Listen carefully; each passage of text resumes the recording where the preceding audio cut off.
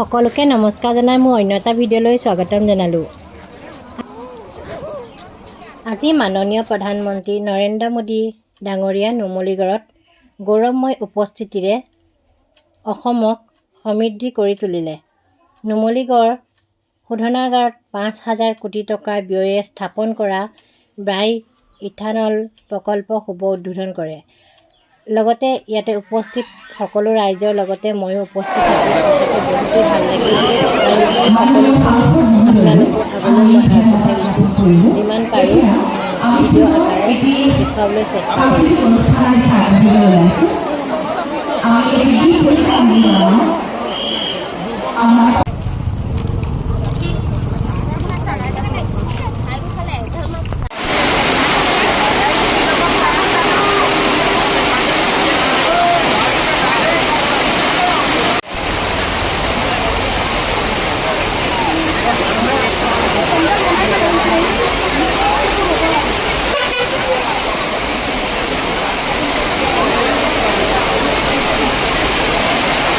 দেশৰ প্ৰধানমন্ত্ৰীগৰাকীক জনতাই ভাল পোৱাৰ বাবে এই প্ৰতিকূল বতৰতো নেওচি সকলো এই সভালৈ